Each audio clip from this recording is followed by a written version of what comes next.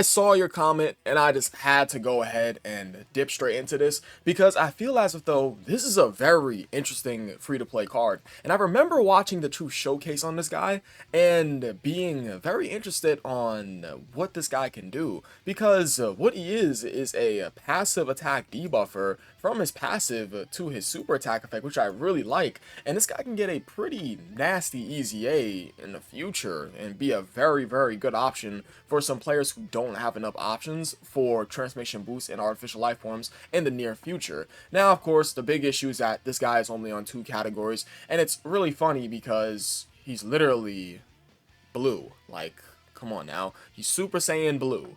Why the hell is he not on Realm of Gods? I don't know. It's pretty goddamn stupid. Could you argue that he could be on Vegeta's family?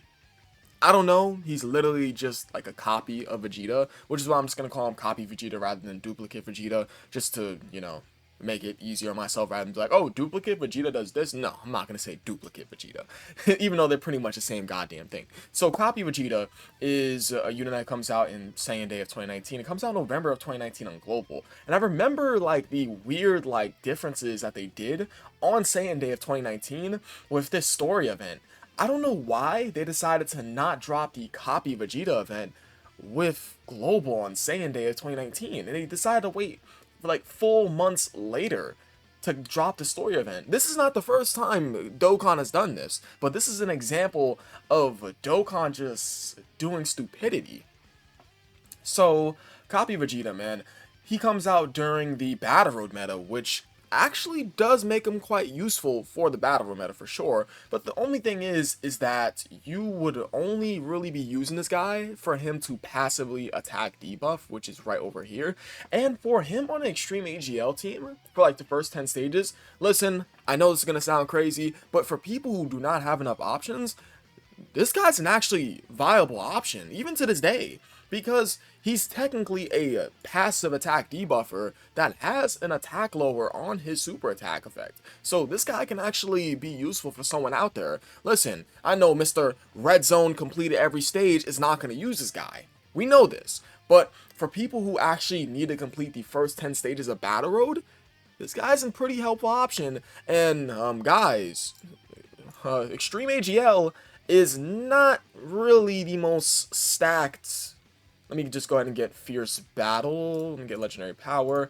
I need to pull up an example for this so I can make a point. Extreme AGL is not really the most stacked sort of typing. It's not really that great. Let me just go ahead and go on down over here. Yeah, it's not looking too crazy on the side of things for Shattering the Limit. It's like the best options you have here for the Extreme AGL Battle Road is this kid Vegeta, for sure. I mean, what other free-to-play units could we use here? It's like, I mean, I don't even know. It's like Birder can be alright next to Ginyu Force units, but it's like, I mean, of course, this Metal Cooler is quite good. This hit can be alright. Does he stun? Yeah, he does stun. This hit could be alright for sure for Battle Road. And let me just go ahead and pull up Fierce Battle to make the example. Let me get the Kai Goku. We just use him as an example. Let me get Fierce Battle. And then let me go ahead and get the Fierce Battle. Now, as for free-to-play units, of course, it's not going to really look the craziest, but let me just go ahead and get the Fierce Battle Extreme AGL TURs. What do we have here for examples to be ran here? For, like, the newer players, I don't think a good amount of the players are going to go ahead and have, for example, AGL Ginyu. A good amount of these newer players are not going to have Android 13. They're not going to have AGL Monster. They're not going to have, they're not going to have this Metal Cooler. They're not going to have Turles. They're going to more than likely have probably AGL Cell. They'll probably have this Goku Black. They'll probably have this Wu Piccolo, for example. Not everyone that's newer to the game is not gonna have like these all these sort of Dokkan that's just thrown on the team and just completely blitz through the Battle Road. They're gonna have like these weird, wacky ass options, like such as, for example, who's a weird, wacky option?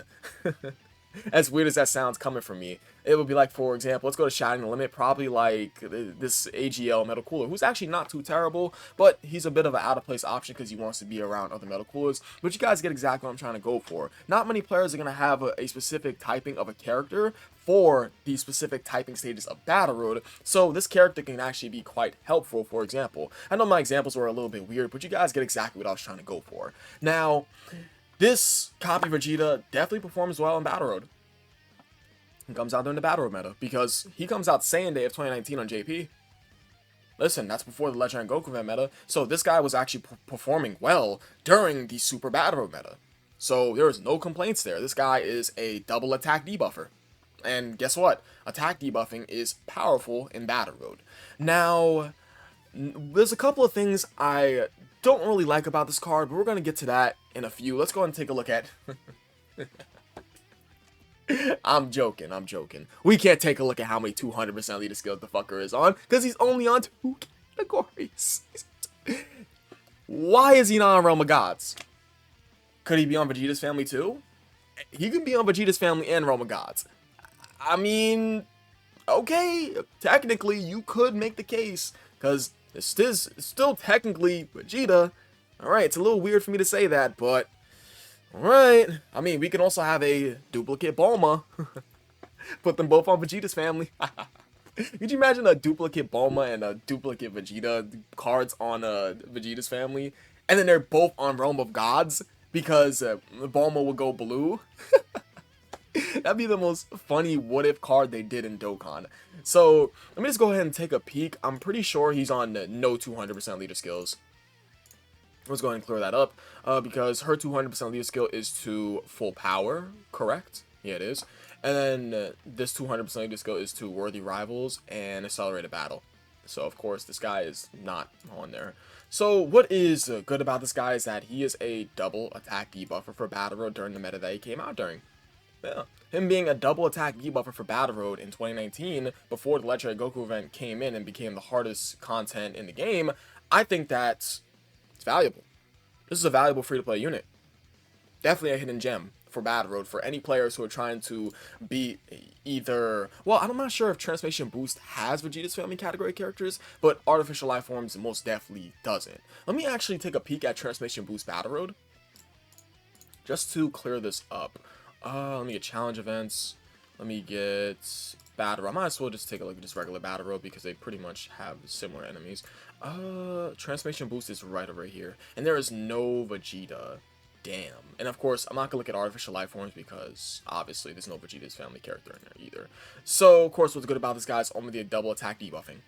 That's it. That's particular about it. Also, he has Prepare for Battle Shocking Speed. Wow. Okay, so what is bad about this guy is that he just has a stupid severe lack of categories and doesn't gain defense on super. Although he does build up defense each time he comes back on turn, which is definitely nice. He just has to come back on turn 3 times because he gains up to 90% attack and defense. I mean, the problem is that no defense on super and 2 categories. If they were to give this guy an easy A, I wish they'd make him so crazy. I don't see why not. Let me just go ahead and pull up his best linking partners, because I'm quite interested on seeing this. Let me get dupe. No? Oh, I put dupe. It has to be with an L. There we go. I thought that would just like shorten it, but you guys, you know what I was trying to do. I was trying to shorten it. Wow. I mean, the stat buffs aren't too bad. Let me see on link level 10. 40% attack, 50% defense, 4 key. Yeah, that's a lot of, and 5% damage. That's that tough as nails. I'm trying to tell people about that tough as nails, people. That is a good ass link. So, I mean, I don't really have much more to say about this guy. I appreciate you guys for watching. You guys are the best. I'll catch you guys next video. I love you all. Peace.